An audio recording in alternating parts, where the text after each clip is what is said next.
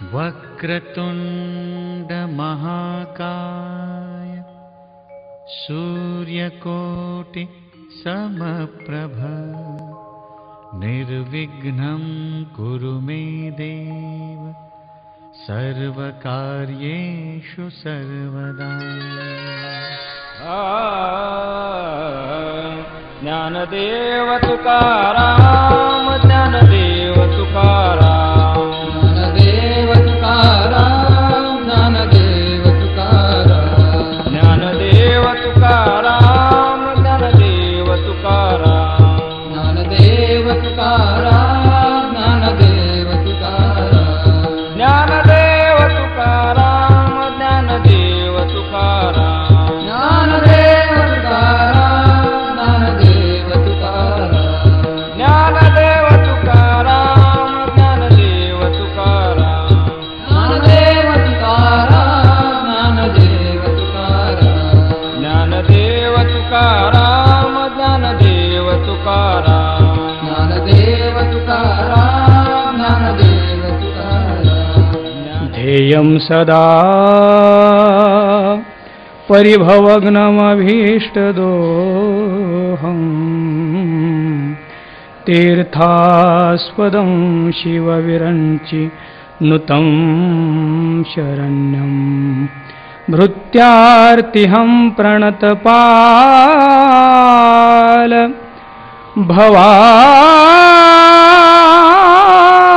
भवाब्दिपातं वन्दे महापुरुषते चरणारविन्दं। पुंडलीकवरदार विठ्ठल श्री ज्ञानदेव तुकाराम मौली ज्ञानेश्वर महाराज की जय। संत सम्राट तृषार्थ दिनवत्सल सच्चित आनंद स्वरूप सर्व हृदयस्थ संत श्री ज्ञानेश्वर महाराज आणि वारकरी संप्रदायाचा आराध्य दैवत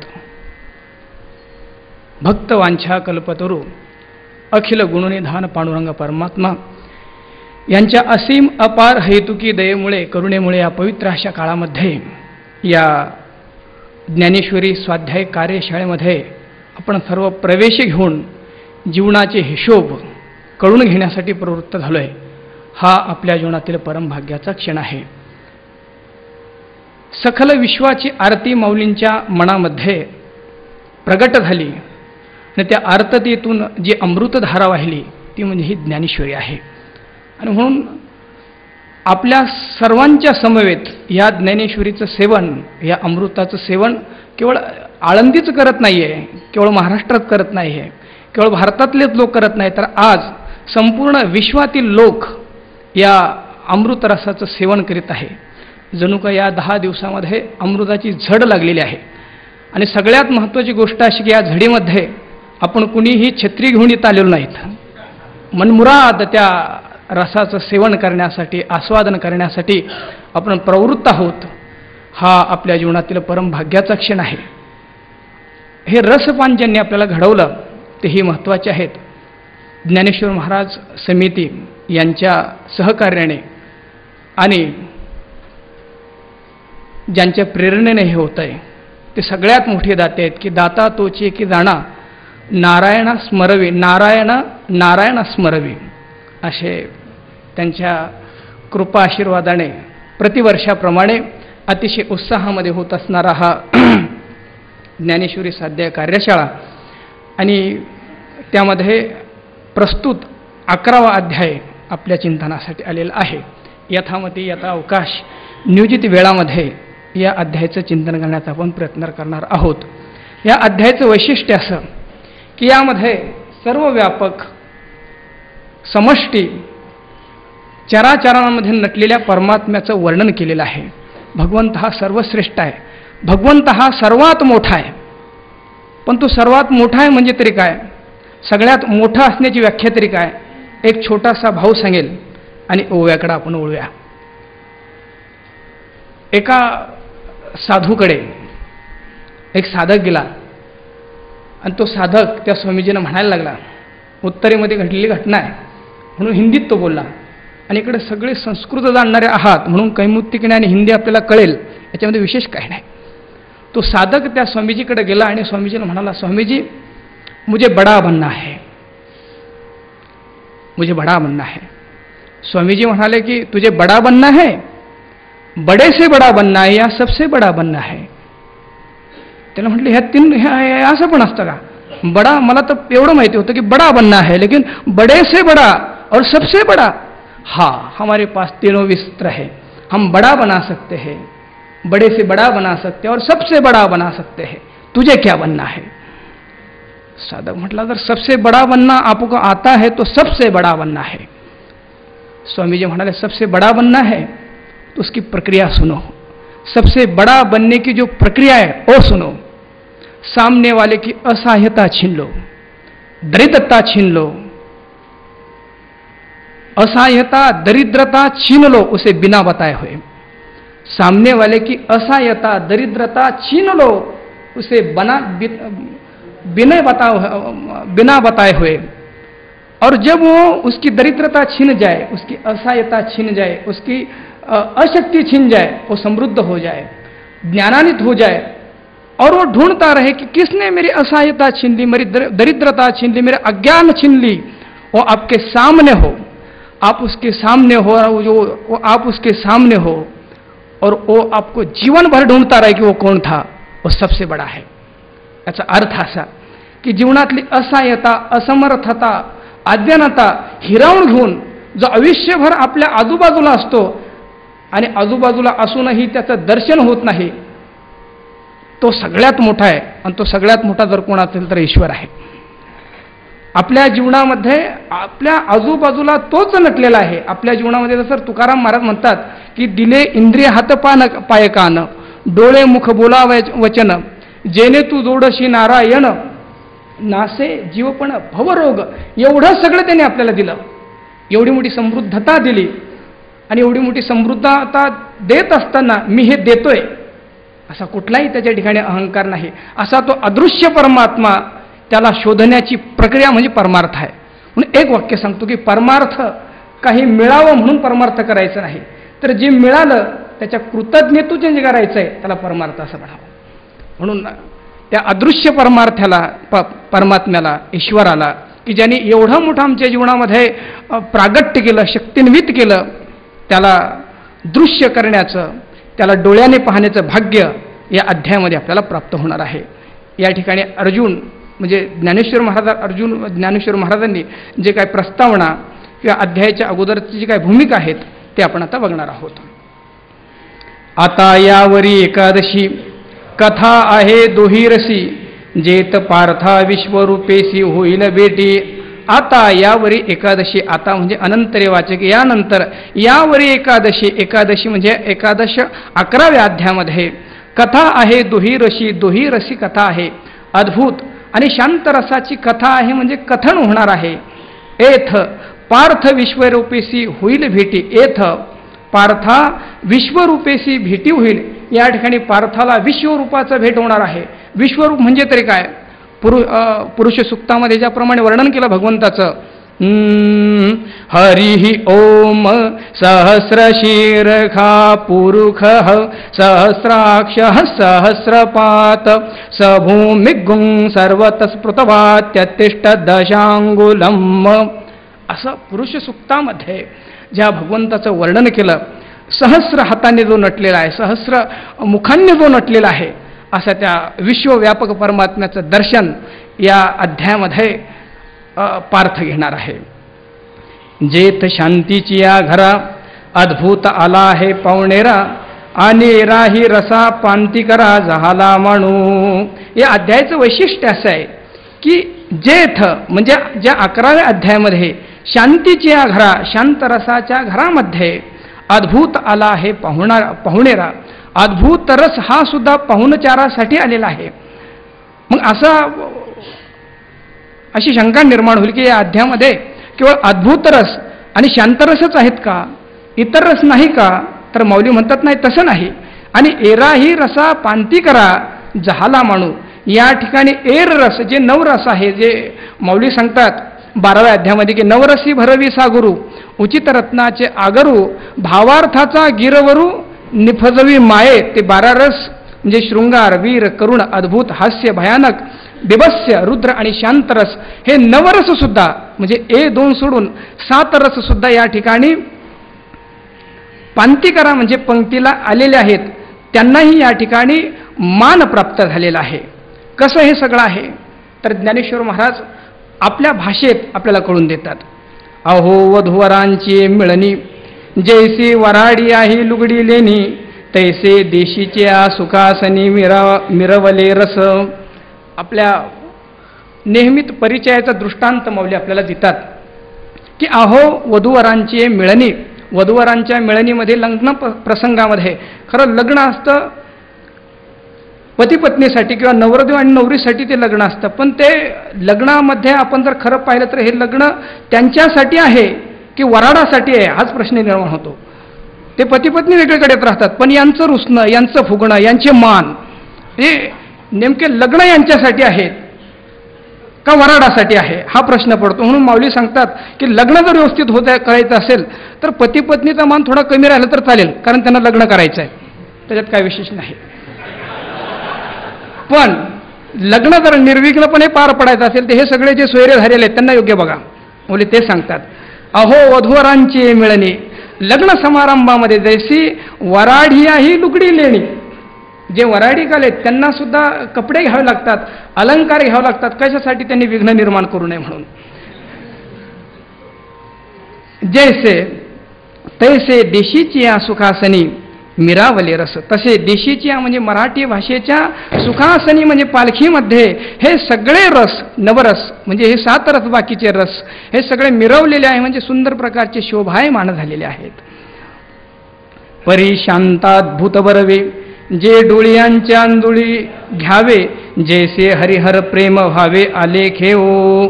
माऊली म्हणतात की या ठिकाणी जो शांत आणि अद्भुत रस बरवे म्हणजे उत्तम प्रकारे जे झाले आहेत ते डोळ्यांचे अंधुळी घ्यावे. त्या डोळ्यांच्या ओंदळीनं त्यांना पाहावं म्हणजे डोळ्यांनी त्यांना प्रत्यक्ष पाहावं. या ठिकाणी शांत आणि अद्भुत रस यांचं जे सामरस्य झालेलं आहे त्यांची जी एकभूतता झालेली आहे ती प्रत्यक्ष डोळ्याने आपल्याला दिसणार आहे. आणि ती एकता कशाप्रमाणे आहे? जैसे हरिहर प्रेम भावे खेवा आले. जसे हरिहर यांनी प्रेमाने एकमेकाला आलिंगन दिलेलं आहे. माऊलींच्या दृष्टांतामध्ये सुद्धा सगळे मनुष्याच्या जीवनातले आग्रह निघून जावेत असे सिद्धांत आहेत. दृष्टांतामध्ये सुद्धा ज्या एकीकडं एक शैव वैष्णव असा वाद अनेक संप्रदायामध्ये आहे. काही वैष्णव संप्रदाय म्हणतात आम्ही शैवांना पाहणार नाही, शैव म्हणतात आम्ही वैष्णवांना पाहणार नाही. पण हा सगळा जो विरोध आहे ज्ञानेश्वर महाराज दृष्टांतामध्ये मिटवून टाकतात. ज्ञानेश्वर महाराज म्हणतात की हे रोज एकरस झाले म्हणजे कसे एकरस झाले तर हरिहर जसे एकरस झाले. हरिहरांनी जसं एकमेकाला आलिंगन दिलं तद्वत हरिहरांचं किती ऐक्य आहे. गोव्या मला सरळ असल्या कारणाने जिथं जिथं काय भाव सापडेल तो सांगेनाने पुढे जाईल. मुळामध्ये विष्णू भगवंत ही सत्वगुणाची देवता आहे आणि शंकर भगवंत ही तमगुणाची देवता आहे. कारण संवार हा तमगुणामध्ये होतो आणि पालन हे सत्वगुणामध्ये होतं. सत्वगुणांचा रंग पांढरा आहे आणि तमोगुणाचा रंग काळा आहे. पण उलट आहे या ठिकाणी शंकर भगवंताचा रंग आहे पांढरा, तो काळा असायला पाहिजे होता कारण तो तमोगुणाचा ती देवता आहे. आणि विष्णू भगवंत जे आहे ती सत्वगुणाची देवता असल्यामुळं ती असायला पाहिजे होती पांढरी पण ती काळी आहे. म्हटलं कसं घडलं असं? हे यामुळं असं घडलं की सतत शंकर भगवंत विष्णू भगवंताचं चिंतन करतात सतत आणि त्या चिंतनामुळे विष्णू भगवंताचा रंग शंकरांना प्राप्त झाला आणि शंकर भगवंताचं सतत चिंतन विष्णू भगवंत करतात म्हणून शंकराचा जो रंग आहे काळा तो विष्णू भगवंताला प्राप्त झाला. म्हणून तुकाराम महाराज म्हणतात एक एकाचे हृदयी आणि गोडी साखरेच्या ठाई एकमेकाला असे आलिंगन देतात तद्वत या 11व्या अध्यायामध्ये शांतरस आणि अद्भुत रस दोघांचा स्वभाव अतिशय भिन्न आहे. अद्भुत रस म्हणजे आश्चर्यकारक आणि शांतरस म्हणजे ज्यामध्ये मार्दवता निर्माण असे वेगवेगळ्या स्वभावाचे जे रस आहेत हे एका ठिकाणी एकत्र आलेत. माऊलींचा हे एक वैभव आहे. काही ठिकाणी शांतरस हा ज्ञानेश्वरीचा स्थायी भाव आहे म्हणून शांतरसाला अधिष्ठान रूप ठेवून काही ठिकाणी शृंगार रसाच्या डोक्यावर शांतरसाला ठेवतात. 13व्या अध्यायामध्ये. आणि या ठिकाणी अद्भुत रसांना शांतिरसाच्या हातामध्ये हात घ्यायला लावतात. म्हणजे शांतिरस हा ज्ञानेश्वरीचा स्थायी भाव आहे. ज्ञानेश्वरीमध्ये जे सिद्धांत प्रगट झाले ते शांतरसाने प्रगट झालेले आहे. ना तरी अवसेच्या दिवशी भेटली बिंबे दोन्ही जैसी, तेवी एक वळा रसी केला येथ. ना तरी अवसेच्या दिवशी, अशा प्रकारे बघा की अवसेच्या दिवशी म्हणजे अमावस्याच्या दिवशी जैसी दोन्ही बिंबे भेटली. दोन्ही बिंबे म्हणजे सूर्यबिंब आणि चंद्रबिंब एकरस होतं. एकरस होतं म्हणजे याचा अर्थ रोजच्या दिवशी सूर्याचा अस्त झाला की चंद्राचा उदय होतो. म्हणून त्या ठिकाणी ते एकरस आहे असं नाही. एक गेला की दुसऱ्याचं प्रागट्य आहे. पण अमावस्याच्या दिवशी काय चंद्र उगत नाही. म्हणून सूर्य तिथं मावळला की आता चंद्रही नाही आणि सूर्यही नाही, याचा अर्थ ते दोन्ही एकरस झालेत. असा होऊ शकेल का अर्थ? एकरस झाले. मौली म्हणतात की ज्याप्रमाणे अमावस्याच्या दिवशी हे दोन्ही बिंब एकत्र होतात त्याप्रमाणे तेवी एक वळा रसी केला येथ. त्याप्रमाणे रसी येथ एक वळा केला. त्याप्रमाणे या ठिकाणी रसांचा, ह्या दोन रसांचा म्हणजे अद्भुत रसांचा आणि शांत रसाचा एकोपा झालेला आहे, ते ऐक्याला आलेले आहे. मिनले गंगे यमुनेचे ओघ, तैसे रसा झाले प्रयाग, म्हणून सुस्नात होत जग अवघेथ. आता प्रयागाचं रूपक करून, प्रयागाचं वर्णन करून, प्रयोगाची उपमा देऊन या ठिकाणी माऊली वर्णन करतात. मला वाटतं पहिल्या सत्रामध्ये थोडी प्रस्तावना केली होती की सरळता, सुलभता, समन्वय आणि समर्पण, ती केलेली प्रस्तावना जशीच्या तशी ह्या ओव्यामध्ये कशी प्रगट होते आपल्या लक्षात येईल. मी परत ते सांगत बसणार नाही कारण वेळ कमी आहे. जर आपण थोडं लक्ष मागं घेऊन गेलात किंवा थोडी स्मृती जागृत केली तर आपल्या लक्षात येईल की तो भाव जसाचा तसा या ठिकाणी प्रगट झालेला आहे. मौली म्हणतात, गंगे यमुनेचे ओघ, गंगे यमुनेचे योग मिनले. ज्याप्रमाणे प्रयागामध्ये गंगे यमुनेचे ओघ एकत्र होतात म्हणजे त्यांचा समन्वय त्या ठिकाणी होतो. तैसे रसा झाले, तसे या ठिकाणी सगळ्या रसांचा किंवा अद्भुत रस आणि शांत रस हे एकत्र आले आणि जणू काय हा 11वा अध्याय प्रयाग झालाय. आणि प्रयाग झाल्यामुळं या ठिकाणी म्हणून सुस्नात होत जग अघवे येथ, येथ अवघे जग सुस्नात होत. हा 11वा अध्यायच कोणी प्रयाग आहे आणि प्रयाग असल्यामुळे हे सगळं जग त्या प्रयागामध्ये म्हणजे 11व्या अध्याय रूपी प्रयागामध्ये स्नान करून सुस्नात होत आहे, म्हणजे पवित्र होत आहे. माझी गीता सरस्वती गुप्त आणि दोन्ही रस ते ओघमूर्त, या लागी त्रिवेणी हे उचित फावली बापा. आता हा जो प्रयाग आहे या प्रयागामध्ये त्या प्रयागामध्ये गंगा, यमुना आणि सरस्वती एकत्र आलेली आहे. तशी या 11व्या अध्यायरूपी प्रयागामध्ये कोण कोण एकत्र आलंय त्याचं वर्णन मौली करतात. माझी गीता सरस्वती गुप्त, या प्रयागामध्ये सरस्वती, गीतारूपी सरस्वती गुप्त आहे. म्हणजे श्लोकाच्या रूपाने तिचा आधार घेतला असल्या कारणाने ती त्या ठिकाणी गुप्त आहे. आणि दोन्ही रस ते ओघमूर्त, दोन्ही रस म्हणजे शांत रस आणि अद्भुत रस, हे दोन्ही रस हे मूर्त ओघ आहे. या लागी त्रिवेणी हे उचित फावली बापा. म्हणून हे बापा, हे बाबांनो, या ठिकाणी गीता आणि शांत आणि अद्भुत रस या तिन्हींचा एकत्र एकोप प्राप्त झाला असल्या कारणाने या ठिकाणी सगळ्यांना प्रयाग किंवा त्रिवेणी प्राप्त झालेली आहे. एत श्रवणाचे निद्वारे तीर्थी रिगता सोपारे, ज्ञानदेव म्हणे दातारे री माझे नि केले. आता सगळ्यांना प्रश्न असा पडेल की मग प्रयाग आहे, त्रिवेणी आहे, पण आम्हाला त्याच्यामध्ये स्नान करायचं आहे. आणि स्नान करण्यासाठी जर आपण प्रयागमध्ये गेलात तर त्या ओघामध्ये बऱ्याच वेळेस धोका असा असतो की जर अनावधानाने, असावधानतेने जर माणूस स्नान करायला लागला आणि ओघामध्ये जर वाहून गेला तर मग परत मागे येणं नाही. माऊली म्हणतात की या ओघामध्ये तुम्हाला स्नान करायचं आहे. म्हणून या ठिकाणी सुलभता माऊली सांगतात, सुलभ सांगतात या ठिकाणी स्नान करायचं. तर ते स्नान मी किती सोपं करून दिलंय. माऊली सांगतात की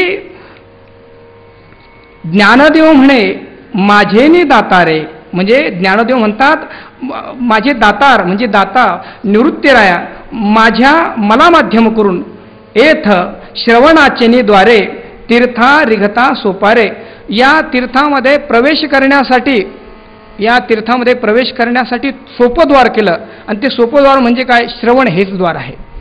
म्हणून एका महात्म्याने सांगितलेलं एक वाक्य आहे अतिशय महत्त्वाचं आहे. त्याने असं सांगितलं की अध्यात्मशास्त्रामध्ये सगळ्यात महत्त्वाचं काय आहे श्रवण. म्हणजे का याचं कारण असं आहे जे जे मुखाद्वारे पिल्या जातं त्याची गती अधोगती असते. तुम्ही काही मुखाने प्या त्याची गती अधोगती असते म्हणजे खाली असते. आणि कानाद्वारे जे पिलं जातं त्याची गती ऊर्ध्वगती असते.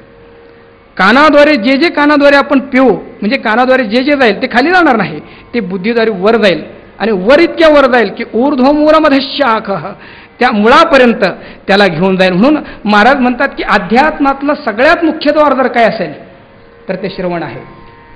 4थ्या स्कंदामध्ये पृथ्वीराजाने भागवत सांगायचं नाही हा एक पद आलाय म्हणून सांगतोय. भागवतामध्ये 4th स्कंदामध्ये पृथ्वीराजाने यज्ञ केला आणि त्या यज्ञामध्ये भगवंत प्रसन्न झाले आणि प्रसन्न होऊन भगवंत त्या पृथ्वीराजांना म्हणायला लागले अरे राजा मी तुला प्रसन्न झालोय तू एवढं सुशासन केलंस योग्य प्रकारे प्रजेला सुखी केलंस सांग तुला काय पाहिजे तू जो वर मागशील तो मी तुला देईल. पृथ्वीराजाने जे मागितलेलं आहे ते अतिशय अलौकिक आहे. पृथ्वीराजा म्हणताय न कामयेनाथ तदाप्यहं क्वचिन न तत्र युष्मा चरणाम्बुजासव महत्तमांतर हृदयान्मुखाच्युतो विधत्स्व कर्णायुतमेशमेवरः. तो पृथ्वीराजा म्हणतो देवा जर तुम्हाला काहीतरी द्यायचं असेल ना तर एक करा मला 10,000 कान द्या. म्हटले हा असं कशाला पाहिजे 10,000 हे कशासाठी. म्हटले तुझे गुणावरून ऐकत असताना 2 कान जे आहेत ना ते अपूर्ण वाटतात. या 2 कानांनी तुझी कथा ऐकत असताना तुझी लीला ऐकत असताना तुझं नाम ऐकत असताना तृप्ती होत नाही देवा. असं करा ना 10,000 कान तुम्ही मला द्या. अयुतम म्हणजे 10,000 कान तुम्ही मला द्या देवा. याचा अर्थ असा की परमार्थामध्ये परमार्थाचं द्वार जर काय असेल तर ते श्रवण आहे. मोदी म्हणतात की या प्रयागामध्ये मी द्वार केलं पण काय श्रवण कान अवदान हेच या प्रयागाचं द्वार आहे. म्हणून भलतेने येत सद्भावे बरोबर वर राहिलाय. तिरे संस्कृताची गहने तोडून मराठी या शब्द सोपाने रचिली धर्मनिधाने निवृत्ती देवे. धर्मनिधानी निवृत्ती देवे. धर्मनिधाने म्हणजे धर्माचं निधान असणारे श्री निवृत्ती देवाने संस्कृतीची गहने तिरे तोडून संस्कृताची गहन असते किनारे तीर तोडून म्हणजे संस्कृत भाषा सर्वसामान्यांना अतिशय कठीण असल्यामुळं हे किनारे तोडून त्या प्रयागाला मराठी या शब्द सोपाने रचिली. मराठी शब्दरूपी पायऱ्या शब्दरूपी घाट मौलीने त्याला तयार केला. तात्पर्य असं की संस्कृताची गहन असणारे किनार तोडून मौलींनी ही ज्ञानेश्वरी ही गीता सगळ्यांना प्राप्त होण्यासाठी मराठी शब्दरूपी पायऱ्या त्याला प्राप्त केल्या. त्यामुळे प्रत्येक जण त्या प्रयागरूपी गीतेमध्ये आचमन करू शकतात सुस्नात होऊ शकतात. म्हणून भलतेने येथ सद्भावे नहावे प्रयाग माधव विश्वरूप पहावे येतो लेणे संसारासी द्यावे तिळोदक. सगळ्यांचा समन्वय या ठिकाणी भलतेने म्हणजे कुणी पण. म्हणून भलतेने येथ सद्भावे नहावे. आता या ठिकाणी कुठल्याही अधिकाराची गरज नाही. कुठल्या जातीचा आहे कुठल्या वर्णाचा आहे कुठल्या अधिकाराचा आहे हा भाव नाही. भलतेने म्हणून भलतेने येत सद्भावे नहावे. फक्त एक अट आहे स्नान करत असताना सद्भावे नहावे. भाव धरून या वाचे ज्ञानेश्वरी कृपा करी हरी तयावरी सद्भावे नहावे. आणि तिथं जर स्नान केलं तर होईल काय प्रयाग माधव विश्वरूप पहावे. त्या प्रयागामध्ये स्नान केलं की माधवाचं जसं दर्शन होतं तसं या 11व्या अध्यायरूपी प्रयागामध्ये स्नान केलं की विश्वरूप रूपी हा परमात्मा पाहावा आणि येतोलोने संसाराशी द्यावे तिळोदक. त्या भगवंताचं दर्शन घ्यावं आणि संसाराला फाटा द्यावा तिलांजली द्यावी. अवघा बरवा फळला शकून अवघा निवारीला क्षीण तुमचे झालिया दर्शन जन्म मरण नाही आता. हे असो ऐसे सावयव एत सासिन्नले आथी रसभाव जेत श्रवण सुखाची राणी व जोडली जगा. मौली म्हणतात आता हे असू द्या, या ठिकाणी ऐसे सावयव मूर्तिमंत एथ रसभाव सासिन्नले आथी सगळे रसभाव भरास आलेले आहे. त्यामुळे जेथ श्रवण सुखाची राणी व जोडली जगा. तेथ म्हणजे या 11व्या अध्यायामध्ये श्रवण सुखरूपी राज्य सगळ्या जगाला प्राप्त झालेलं आहे. तेथ शांता भूतरोकडे आणि एरा रसा पडप जोडे हे अल्पची परी उघडे कैवल्य येथ. जेथ म्हणजे जे 11व्या अध्यायामध्ये शांत अद्भुत रोकडे, शांत रस आणि अद्भुत रोकडे आहे म्हणजे प्रत्यक्ष या अध्यायामध्ये आपल्याला दिसणार आहेत.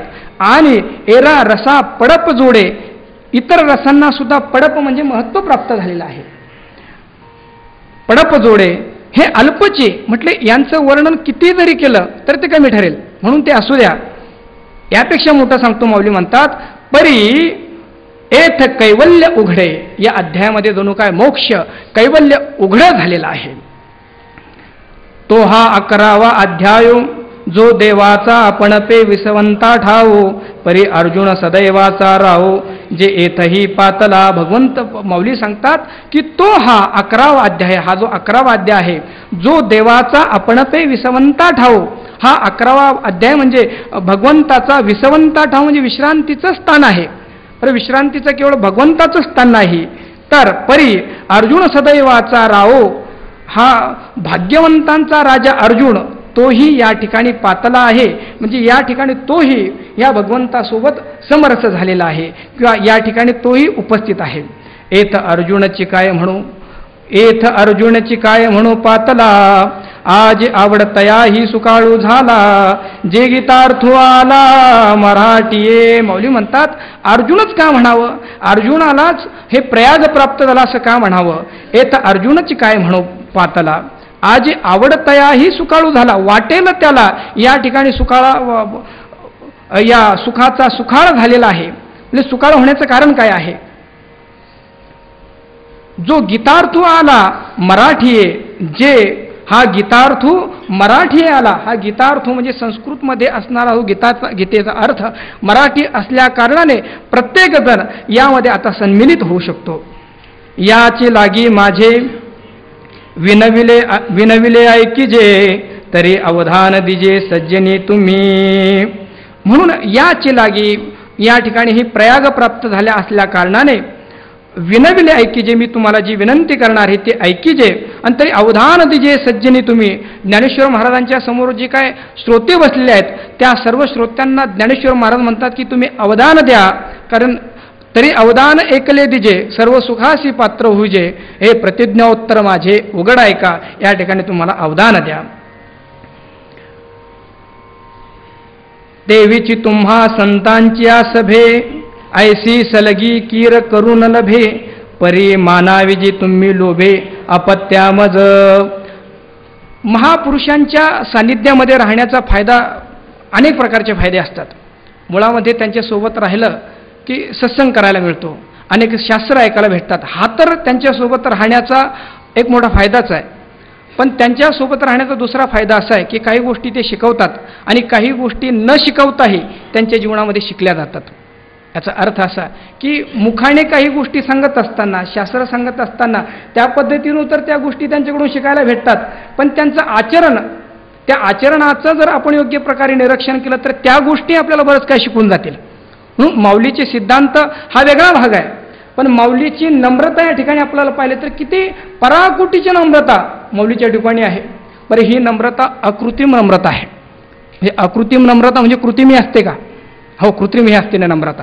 कृत्रिम ही नम्रता असते. बऱ्याच वेळा झुकणं हे पाय पडल्यापेक्षा पाय ओढण्यासाठी असू शकतं. याच्यात काय असं विशेष नाही. तसं माऊलींचं हात जोडणं किंवा पाय पडणं हे पाय ओढण्यासाठी नाही.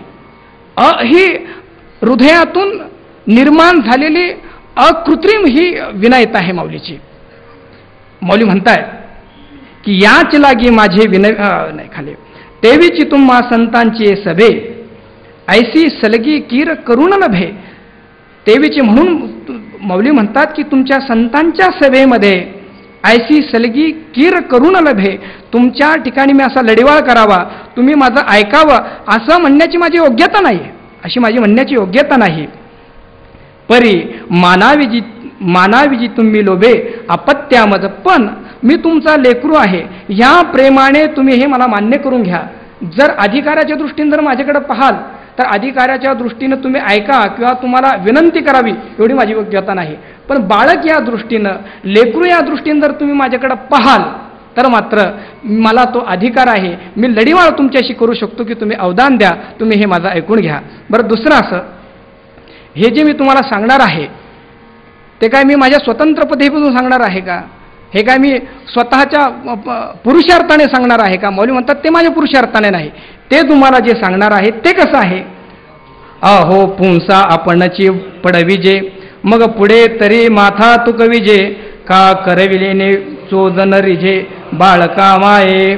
आता ह्या अशा ओव्या ज्या आहेत ह्या पाहण्याची सोय सुद्धा मौलीने आपल्याला करून ठेवली आहे.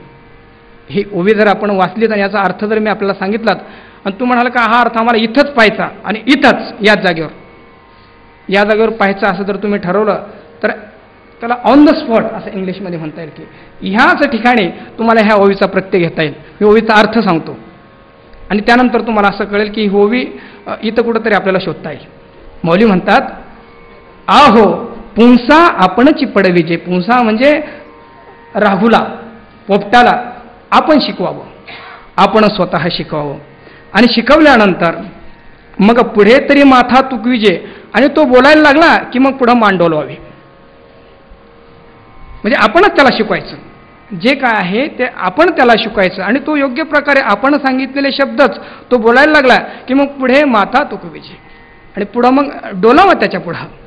आणि मौली म्हणतात का करविलेने चोजे न रिझे बाळका माय, आपणच मुलाकडून एखादी गोष्ट करून घ्यावी आणि गोष्ट करून घेतल्यानंतर त्याला ती करायला हवी. बाळा बाळा बाप्पा म्हण, बाप्पा म्हटलं की तू बाप्पा म्हणायला लागला का? हा परत एकदा म्हण बाप्पा, परत एकदा म्हण. किती वेळेस म्हटलं म्हणजे त्या आईला ती प्रसन्न होणार आहे, ती प्रसन्न होणार आहे. अनेक वेळा त्या मुलाने केल्यानंतर ही ती जशी प्रसन्न होत नाही, तद्वत तुम्हीच मला शिकवलं आणि शिकून माझ्या पुढे बसलात आणि मी बोलायला लागल्यानंतर तुम्हीच मान डोलवतात. मला वाटतं ही ओवीचा अर्थ सांगितल्यानंतर काय इतरत्र शोधायची गरज नाही. मला वाटतं या ठिकाणी बसणारे साधक, ह्या सगळ्या साधकांच्या मुखातून ते तोंड वेगवेगळे असेल पण त्या सगळ्या तोंडातून येणारा आवाज मात्र एक आहे. म्हणून सगळ्यांच्या मुखातून बोलणारा एकमेव आवाज म्हणजे महाराजांचा आहे. या ठिकाणी आल्यानंतर माणसाशी माणसासारखा संवाद करावा एवढी पात्रता मला वाटतं माझी तरी नव्हती, आपली असेल. पण या स्टेजवर बसावं, इथं ह्या ज्ञानसत्रामध्ये बसावं आणि इथं बसून त्यांच्यासमोरच काहीतरी बोलावं आणि बोलल्यानंतर माझंच नाही आपल्या सगळ्यांचं, माझंच नाही आपल्या सगळ्यांचं, आणि सगळ्यांचं ऐकल्यानंतर ते हा सिद्धांत पहिल्याच वेळेस ऐकताय अशा पद्धतीने डोल द्यावा त्यांनी. हे एवढं मोठं सामर्थ्य. मौली म्हणतात की ही सगळी सोय फक्त मी ज्ञानेश्वरीत नाही, मी समाधीमध्ये असताना सुद्धा तिथून सूत्रसंचालन करतोय आणि असे माणसं मी आळंदीत ठेवलेले आहेत. हा, अशी माणसं मी ठेवले.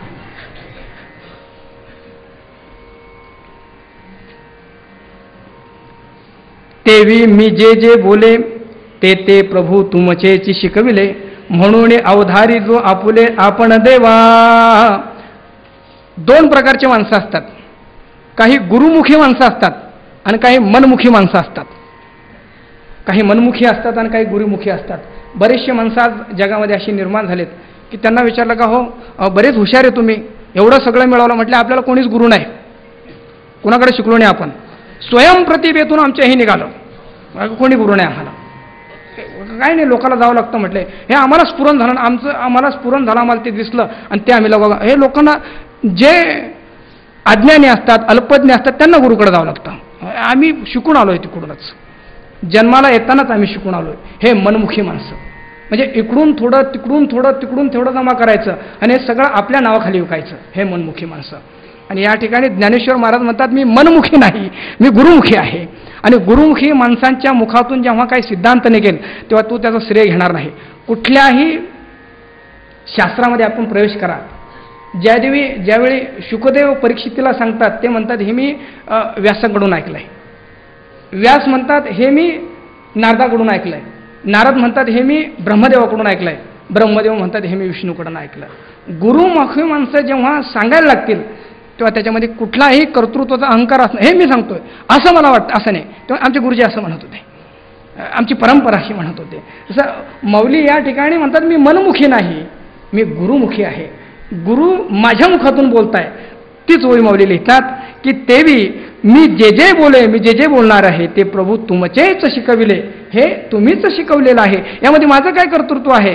म्हणून अवधारी जो आपुले आपण देवा, गंगेचं पाणी घ्यावं आणि गंगेलाच अर्घ्य द्यावा, तद्वत तुमचेच शब्द तुम्हाला मी अर्पित करीत आहेत, त्यामध्ये माझा काय श्रेष्ठपणा, हे तुमचंच तुम्हाला समर्पित. आणि जर तुम्ही ऐकलं तर काय होईल. मग हे रस भाव फुली फुलेल ना राहिलंय का. हे सारस्वताचे गुड तुम्हीच लावेले जी झाड, तरी आता अवधानामृता वाढ शिंपूण की जे. प्रॉब्लेम असा होतो की कीर्तनामध्ये हात वर वर करून सांगण्याची सवय, आणि त्यामुळे इथंही हात वर करून सांगले जाताना मग ओवी जाती खाली निघून. खरं तर हात खाली ठेवायला पाहिजे असं. बाहेर गेल्यानंतर अशी एक बोलण्याची भाषा असते, त्याची बॉडी लँग्वेज असते सांगण्यासाठी की ते सगळ्या अंगातून निघायला लागतं जेव्हा अंगात शिरतं ते. तसं इथंही होतं आणि मग हात निघून जातो वही बाजूला सावरून निघून जातो, त्यामुळे थोडा प्रॉब्लेम होतोय. हे सारस्वताचे झाड, हे सारस्वताचे गोड, म्हणजे हे विद्येचं जे गोड आहे, तुम्हीच लावेले जे झाड, तुम्हीच हे सारस्वताचे गोड झाड लाविले. हे विद्येचं गोड झाड हे प्रभू तुम्हीच लावलेलं आहे, तरी आता अवधान अमृते वाढ शिंपून की जे. अवधान रूपी अमृत शिंपून या झाडाला मोठं करा, या झाडाला पल्लवित करा. मग काय होईल. मग हे रसभाव फुली फुलेल, नानार्थ फळ भारे फळाईल, तुमचे निधर्मे होईल सुरवाड जगा. जर तुम्ही अवधान रूपी शिंपण्याच्यावर जर केलं तर मग काय होईल. मग हे रसभाव फुली फुलेल, सगळ्या रसांनी असं युक्त असणाऱ्या फुलांनी हे फुलेल. नानार्थ रूपी फळांच्या भारांनी हे वाकून जाईल आणि तुमचे निधर्मे होईल सुरवाडे जगा. तुमचे निधर्म म्हणजे तुमच्या योगाने या सगळ्या जगाला सुख प्राप्त होईल. या बोला संत रिजले म्हणती तोषले गा भले केले, आता सांगू जे बोलिले अर्जुन येथे. हे सांगितल्यानंतर संत म्हणाले या बोला संत रिजले. संत रिजले म्हणजे संत प्रसन्न झाले. संतांची प्रसन्नता त्यांची स्तुती केली म्हणून नाही, माझी स्तुती तू केली आणि त्याने तू प्रसन्न झाला म्हणून मी प्रसन्न झालो. ते स्तुतीचे भुकेले असतात असं नाही. तर तुझ्या स्तुतीनं तू आमचं वर्णन करतोय म्हणून महात्म्यांचं वर्णन जे करायचं असतं, देवाची जी पूजा करायची असते ती देवाला संतुष्ट करण्यासाठी नाही, संतांना तृप्त करण्यासाठी नाही, तर आपल्या वाणीला पवित्रता प्राप्त करण्यासाठी किंवा आपल्या जीवनाला समाधान प्राप्त करण्यासाठी संतांची किंवा देवाची स्तुती किंवा पूजा करायची असते. म्हणून या बोला संत रिजले म्हणते तोष लोगा भले केले, आम्ही संतुष्ट झालो, भले भले वा वा वा छान तू बोललास. आता सांगे जे बोलिले अर्जुन तेथ. आता अर्जुन काय बोलला ते सांग. तव निवृत्तीदास म्हणे जी कृष्णार्जुनाचे बोलणे, मी प्राकृत काय सांगू जाणे, परी सांगावा तुम्ही. अकृत्रिम नम्रता जी असते ती अशी असते की इथं सांगितलं की आता जास्त बोलू नको, आता सांग, भगवंत काय म्हटले ते सांग. हे असं म्हटल्यानंतरही ज्ञानेश्वर महाराज 2-3 ओव्यापर्यंत आपल्याला थांबू शकत नाही, तरीही परिहार देत आहे. तेव्हा निवृत्तीदास म्हणे मी निवृत्तीनाथांचा दास. ज्ञानेश्वर महाराज म्हणतात जी कृष्णार्जुनाचे बोलणे, श्रीकृष्ण अर्जुनाचे जे बोलणे आहे ते प्राकृत काय मी सांगू जाणे, ते असं गिरवाणवाणी किंवा संस्कृतातलं बोलणं मी प्राकृत किंवा मी साधारण किंवा या मराठीमध्ये काय सांगू शकेल, परी सांगावा तुम्ही. जर तुम्ही सांगून माझ्याकडून घेतलं तर मी ते सांगू शकेल. अहो राणीच्या पाले खायरा नेणावे करविले लंकेश्वरा, एकाला अर्जुन परी अक्षोनी आकारा न जिनवेची काही.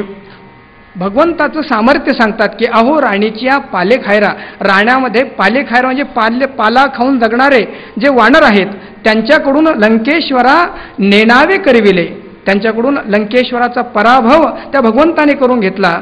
तो भगवंत एकला अर्जुनी पै अक्षोणी 11 न जिनवेची काही. अर्जुन एकला जरी असला तरी कौरवांची जी 11 अक्षौहिणी जी काय सैन्य आहे त्यांचा तो पराजय करणार नाही का? त्यांना तो जिंकणार नाही का? निश्चित जिंकेल. म्हणून समर्थ जे जे करी ते न हो नये चराचरी, तुम्ही संत तया परी बोलवा माते. मौली म्हणतात म्हणून समर्थ जे जे करे, या ठिकाणी समर्थ जे जे करतात ते न हो, ते होणार नाही. नये चराचरी ते ह्या चराचरामध्ये होणार नाही असं नाही. म्हणजे समर्थाच्या मनामध्ये जे आलं, तुका म्हणे आले समर्थाचे म्हणा रंक त्याचा, काय त्याच्याकडून होणार नाही. तुम्ही संत तया परी बोलवा माते, त्याप्रमाणे तुम्ही संत समर्थ आहात आणि तुम्ही माझ्याकडून बोलून घ्या. आता बोली तसे ऐका आ गीता भावनिका, जो वैकुंठ नायका मुखोणी निघाला. ज्ञानेश्वर महाराज म्हणतात आता बोलो तसो ऐका, आता ऐका मी जो बोलणार आहे हा गीता भावनिका, अतिशय खरा खरा गीतेचा जो भाव आहे, जो वैकुंठ नायका मुखोणी निघाला. वैकुंठ नायक नंदनंदन श्रीकृष्ण परमात्म्याच्या मुखातून जो निका भाव जो निघालेला आहे तो मी आता आपल्याला सांगणार आहे. बाप बाप ग्रंथ गीता, जो वेदी प्रतिपाद्य देवता, तो श्रीकृष्ण वक्ता जी ग्रंथी. बाप बाप म्हणजे धन्य धन्य हा गीता ग्रंथ आहे का? जो वेदी प्रतिपाद्य देवता, ज्याने वेदाचं प्रतिपादन केलं तो श्रीकृष्ण वक्ता जे ग्रंथीचा, ज्याच्या निश्वासातून किंवा ज्याच्या घुरण्यातून जे वेद निर्माण झालेत तोच एवढा मोठा श्रेष्ठ वक्ता ही गीता सांगणार आहे. परंतु त्या वेदापेक्षाही श्रेष्ठता या गीताची अशी आहे की हा गीतार्थसा गुरु, जया निद्रिताचा गुरु, तो स्वयं श्री सर्वेश्वरू प्रत्यक्ष अनुवादला, प्रत्यक्ष या ठिकाणी त्याचा अनुवाद करणार आहे. तेथीचे गौरव कैसे वाणावे, जे श्री शंभूचे मते नागवे, ते आता नमस्कारी जे जीवे भावे हेची भले. तेथीचे म्हणजे या गीताशास्त्राचं गौरव कशा प्रकारे आपण वर्णन करावा. आपण सामान्याने काय, जे शंभूच्या मती नागवे, जे शंभूच्याही मतीला आकलन होत नाही. जेव्हा पहिल्या अध्यायामध्येच जेव्हा काही नमनाच्या ज्या ओव्या आहेत त्यामध्ये तया गीतार्थाची थोरी स्वये शंभू विवरी, जे त भवानी प्रश्न करी चमत्कारुणी, तेवी हर म्हणे नेणी जे देवी जैसे का स्वरूप तुझे, तैसे हे नित्य नूतन देखीजे गीता तत्व. मौली म्हणतात की जे शंभूच्या मतीने नव्हे, शंभूच्या मतीलाही जे आकलन होत नाही. याचा अर्थ असा नाही की सांगत असताना बऱ्याच ओघामध्ये मग शंभू नेनवे म्हणजे ते मग काय गांजा पिऊन पडलेले होते कुठंतरी, नेनवे याचा अर्थ काय. या ठिकाणी या गीतेची थोडी सांगायची एवढाच त्याचा भाग आहे. खरं तर वैष्णवानाम अग्रगण्य हे ते आहेत, खरे ज्ञानवंतामध्ये ज्ञानवंत ते आहेत. म्हणून बोलत असताना ओघामध्ये एखाद्या विषयाचं वर्णन करत असताना इतरांची जर निंदा करायला लागली तर ते खऱ्या अर्थानेच आपण करतोय अशा भावने जर सांगितलं तर इतरांना ते माप आहे. पण अनेक समाजामध्ये आपण जेव्हा जातो तर समाजाचा बुद्धिभेद होणार नाही, त्यांची असणारी श्रद्धा आपल्यामुळे मोडल्या जाणार नाही. हाही जो भाव आहे तो लक्षात आपल्याला सांगितल्याविषयी मला सांगतो मी स्वतःला, आपल्याला सांगण्याचा मला काय अधिकार आहे. म्हणून या ठिकाणी मौली जे सांगतात शंभू नेनवे, याचा अर्थ शंभू शंकर भगवंत अज्ञानी आहे असं सांगण्याचा भाव नाही. या ठिकाणी गीतेची श्रेष्ठता सांगायचे हा मुख्य भाव आहे. मग ऐका तो किरटी घालून विश्वरूपी दिठी, पहिली कैसी गोटी करिता झाला. मग ऐका तो किरीटी म्हणजे तो अर्जुन विश्वरूपी दिठी घालून, विश्वरूपावर दिठी म्हणजे नजर ठेवून पहिली गोष्ट म्हणजे पहिली बोलणी कसा करता झाला ते ऐका. हे सर्वही सर्वेश्वरू ऐसा प्रतितिगत तो प्रति करू, तो बाहेरी होआ गोचरू लोचनासी. हे सर्वही सर्वेश्वरू ऐसा प्रतितिगत जो पती करू, हे सगळं जे दिसतंय हे सर्वही सर्वेश्वर जे सगळं आहे तो परमात्माच आहे अशा प्रतीतीने जो अनुभवित झालेला आहे, असा जो किरीटी जो अर्जुन आहे असा अनुभव तर त्याला आहेच, पण तोच परमात्मा म्हणजे विश्वाच्या रूपाने सगळ्याकडे नटलेला तोच परमात्मा, तो बाहेरी लोचनाशी गोचर व्हावा तोच परमात्मा या जगताच्या रूपाने नटलेला डोळ्यांना गोचर होण्यासाठी तो अर्जुन आता बोलणार आहे. झे जीवा अतोली चाड परी देवाशी सांगता साकड, काजे विश्वरूप गुड कैसेनी पुसावे. हे जीवा अतुली चाड, महाराज म्हणतात की अर्जुनाचा भाव ज्ञानेश्वर महाराज प्रगट करतात की ही जी इच्छा आहे ही जीवा अतिल चाड, ही मनामधली इच्छा आहे. परी देवाशी सांगता साकड, पण ही इच्छा देवाला सांगत असताना मोठं अवघड आहे. काय अवघड आहे? काजे विश्वरूप गुड कैसेनी पुसावे, असं हे अतिशय गोपनीय असणारं विश्वरूप याला कसं विचारावं, काय शंका आहे, काय समस्या आहे, त्या समस्या पुढे सांगतात. म्हणे मागा कवणी कही जे पडियंते पुसिले नाही, ते सहसा कैसे काही सांगो म्हणो. अर्जुन म्हणतात माझ्या दृष्टिकोनातून सगळ्यात प्रिय मला हाच आहे, माझ्या दृष्टिकोनातून हा एक आहे, पण याच्या दृष्टिकोनातून माझ्यासारखे अनेक आहेत ना. मला जरी हा एकटा आवडत असला तर याच्या दृष्टिकोनातून याला तर बरेच आवडतात ना. म्हणून म्हणे मागा कवणी कही जे पडियंती पुसिले नाही, याला आवडणारे याचे आवडीचे अनेक भक्त याच्याजवळ राहिलेत, त्यांनी याला पुसलं नाही, ते सहसा कैसे काही सांगू म्हणे. मागच्या भक्तांनी कोणीच त्याला विचारलं नाही, आता मी सहज तरी त्या भगवंताला कसं विचारू की विश्वरूप दाखव म्हणून. मी जरी सलगीचा सांगू तरी काय ऐसे होऊन अंतरंगू, परी ते हा प्रसंगू बेहली पुसा. आता यादी देतात की माझ्यापेक्षाही अतिशय अंतरंग भक्त, अतिशय प्रेमाचे भक्त त्यांनी सुद्धा विचारले नाही. त्यामध्ये सगळ्यात प्रेमाचा भक्त किंवा जवळची असणारी लक्ष्मीचं वर्णन करतात. मी जरी सलगीचा सांगू, मी जरी सलगीतला म्हणजे स्नेहातला चांगला स्नेहातला असला तरी काय ऐसी होऊन अंतरंगू. ऐसी म्हणजे लक्ष्मी, आईसाहेब लक्ष्मीपेक्षा का अंतरंग आहे की रोज जी पायधुवाच्या दैवा पात्र झाली, रोज भगवंताची पाय चिपती, तिच्यापेक्षा काय मी जवळचा आहे का. परी ते हा प्रसंग बिहिली पुसा, परंतु तिने हा प्रसंग विचारण्यासाठी ती घाबरली, तिने विचारली नाही.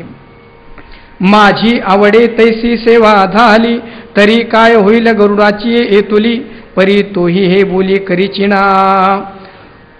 माझी आवड आहे तैसी सेवा झाली, मला जरी असं वाटत असले पाहिजे तशी भगवंताची सेवा मी केली, आवडे म्हणजे पाहिजे तशी सेवा भगवंताची सेवा मी केली, पण तरी काय होईल गरुडाचे येतुले, तरी काय गरुडाच्या समतेची माझी सेवा होईल का, तर निश्चित होणार नाही.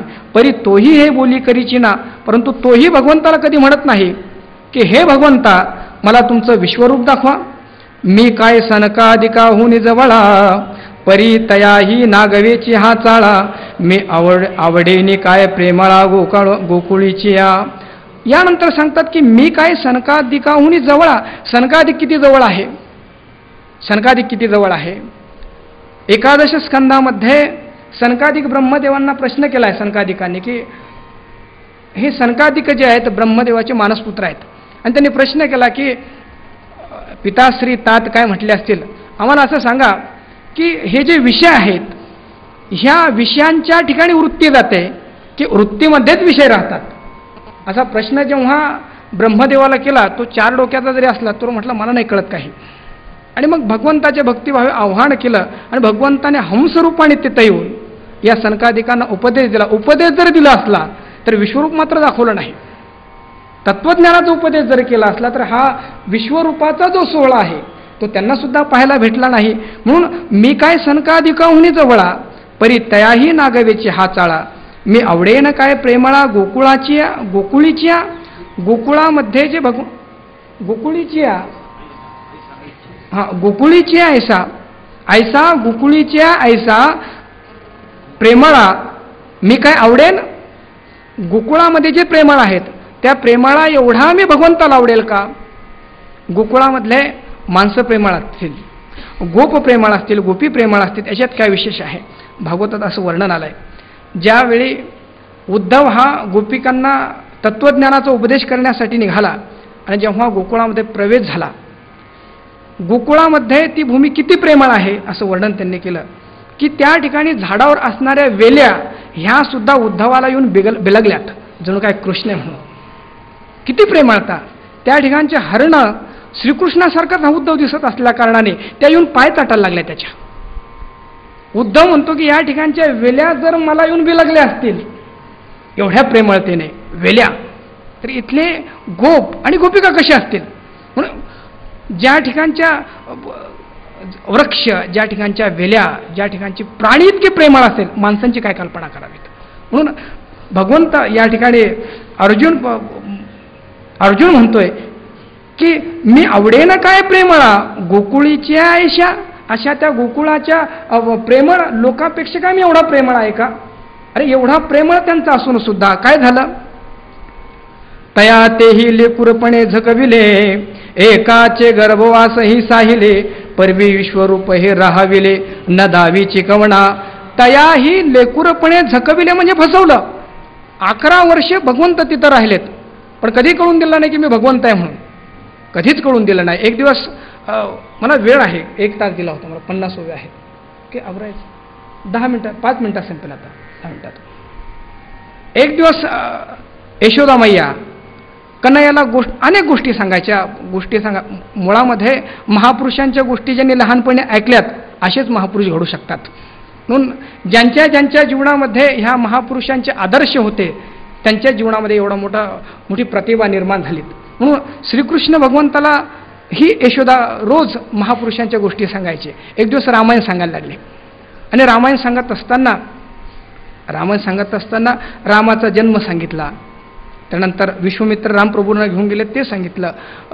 विवाह सांगितला, वनवास सांगितला आणि वनवास सांगितल्यानंतर रावण आला आणि सीतेला घेऊन जायला लागला, सीतेचं अपहरण करायला लागला. असं सांगितल्याबरोबर श्रीकृष्ण भगवंत उठले आणि यशोदेना म्हणायला लागले धनुष्य आण, मी त्या रावणाला आत्ताच मारेल. यशोदा म्हणजे हे काय आता नवीनच, रोज दही दूध चुरतो हे ठीक होतं, मग धनुष्य आण म्हणजे काय. अरे म्हटले काना असं काय करतो. म्हटले कोण काना. तो दशरथ नंदन राम मी आहे. तिने डोक्याला हात लावला. म्हटलं काय म्हणावं त्याला. एक म्हणतो मी शेषाचा अवतार आहे बलरामजी, एक म्हणतो मी रामाचा अवतार आहे. हे राम सगळे अवतार काय माझ्या घरातच आले. म्हटले कान धरला त्याचा आणि म्हटले झोप खाली ले पुरेपणे झकविले. म्हणजे गोकुळात राहायला अडतो. गोकुळामध्ये तो राहिला पण झालं काय.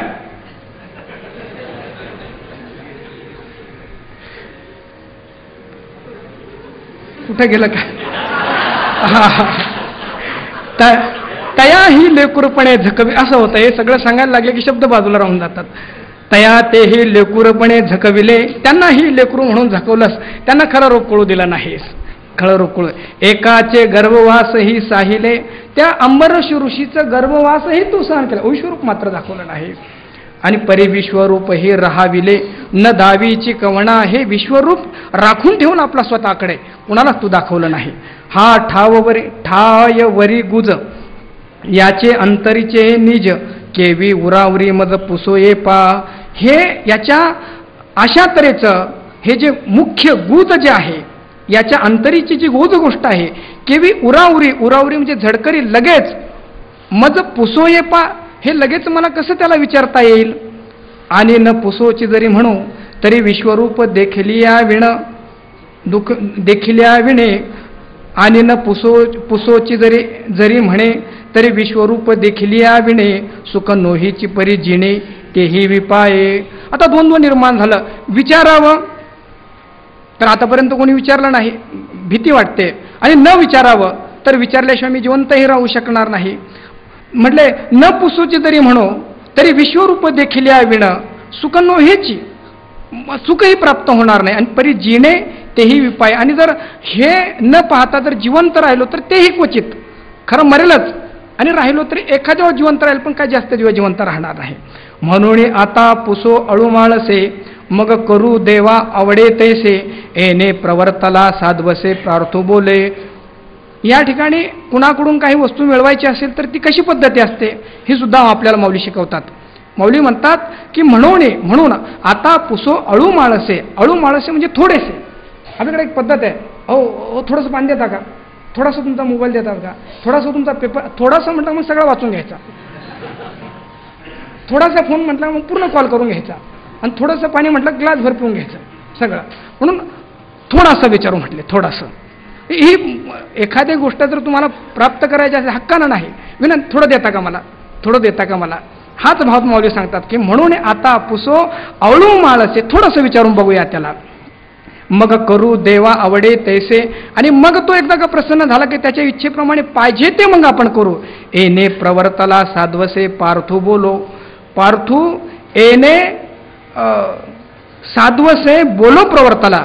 अशा प्रकारे साध्वसे म्हणजे बिहून हा अर्जुन बोलण्यासाठी प्रवृत्त झाला. परी तेची ऐसेने भावे जे एका दो उत्तरासवे, दावी विश्वरूप अगवे झाडा देऊणी.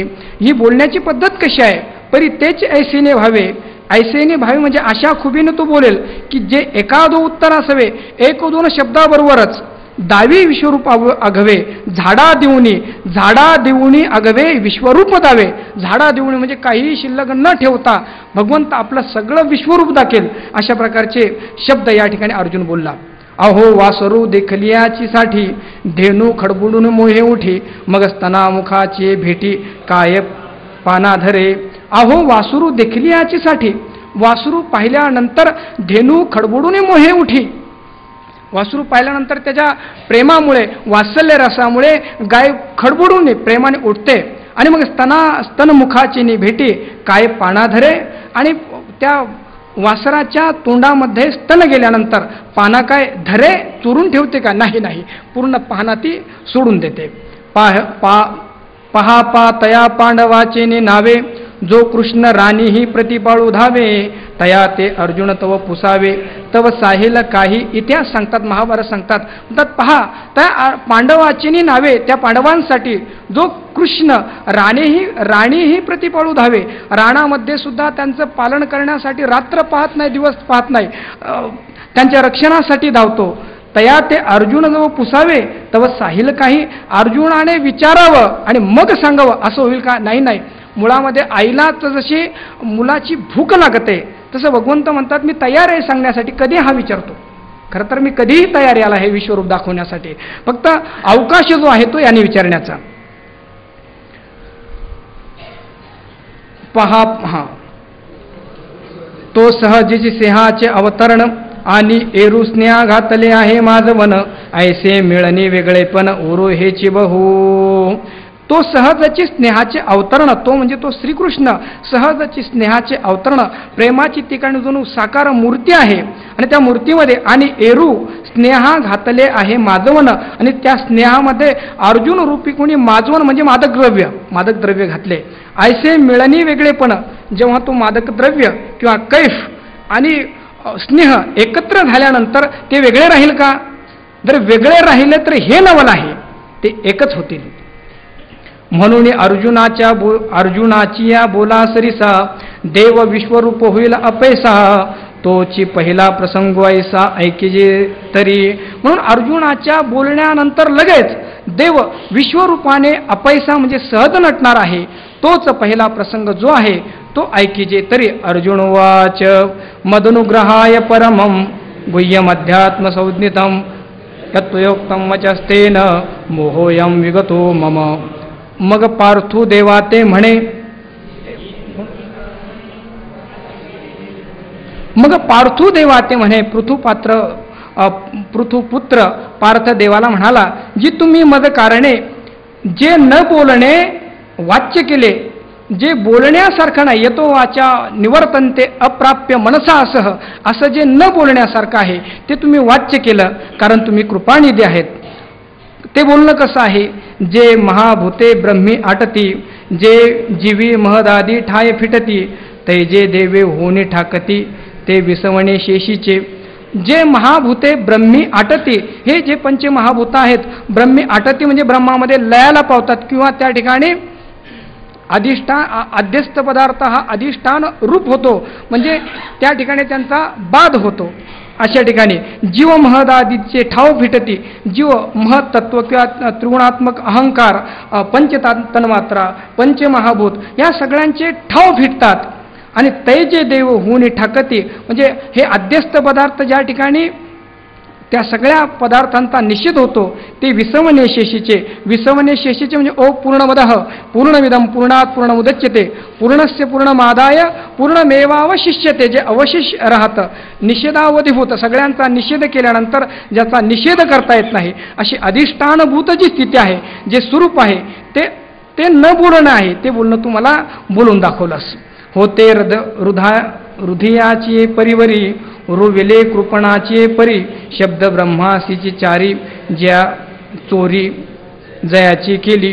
होते हृदयाचे परिवरी, हृदयाच्या मंदिरामध्ये कृपणाचे परी रुविले, कृपणाच्या म्हणजे कृपण माणसासारख्या कंजूस माणसासारखे ते तू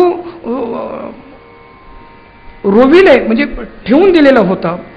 आणि शब्द ब्रह्मासी ही चोरी जयाची केली म्हणजे वेदालाही चोरून जे त्या आपल्या हृदयामध्ये तू चोरून ठेवलंस ते तुम्ही आजी आपुले मद पुढे ही फोडिले जया अध्यात्म उवाळिले ऐश्वर्य हरे. ते असं जे तत्व आहे तुम्ही आज आपुले मद पुढे हे म्हणजे अंतकरण फोडिले म्हणजे प्रगट केले. जया अध्यात्म उवाळिले ऐश्वर्य हरे हरे हरे ऐश्वर्य जया अध्यात्म ओवाळिले.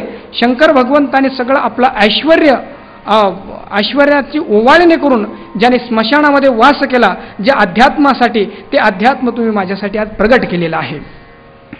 ते वस्तू मज स्वामी एक हेळा दिदली तुम्ही हे बोलो तरी आम्ही तुझं पाहुणे भिन्न कैचे.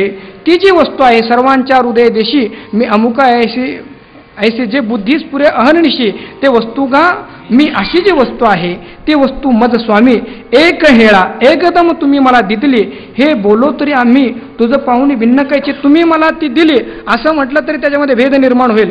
असं म्हणणं की ती वस्तू तुम्ही मला दिली असं म्हटल्यापेक्षा ती वस्तू तुम्ही आहे हेच म्हणणं योग्य ठरेल. परी सासचे मोहाचे पुरे बुडालिया देखुनी सिसवरी नाही तरी साचची महामोहाची पुरी बुडालिया देखुनी सिसवरी तो आपण पे घालून श्रीहरी मग काढिले माते. परी साचची मोहाची पुरी मोहरूपी पुरामध्ये सिसीवरी बुडलिया देखुनी डोक्यापर्यंत बुडलेला पाहून तो आपण पे घालून श्रीहरी मग काढिले माते. तू स्वतःला घातला म्हणजे उपदेश रूपाने त्या महापुरातून तू मला काढलेला आहे. एक तू वाचून कही विश्वी दुजियाची भाष नाही की अमुचे कर्म पाही जे आम्ही आधी म्हणू. खरा सिद्धांत असा आहे की एक तुझं वाचून काही तुझ्याशिवाय विश्वी दुजियाची भाष नाही, विश्वामध्ये दुसरी वस्तूच नाही. एकमेवा द्वितीयम ब्रह्म नेह नानास्ति किंचन असा सगळा भाग असताना सुद्धा की आमुचे कर्म पाही आमचं दुर्भाग्य पहा की जे आम्ही आधी म्हणू. आम्ही एकमेव तू असताना सुद्धा तुझ्यापेक्षा आम्ही कोणीतरी अर्जुन रूपाने मी कोणी वेगळा आहे, मी अर्जुन आहेत, हे माझे भाऊ आहेत, हे माझे गुरु आहेत, अशा वेगळ्या प्रकारचं सगळं अद्वैत असताना द्वैताचा प्रपंच आम्ही हा या ठिकाणी करतोय हे आमचं मात्र दुर्भाग्य आहे.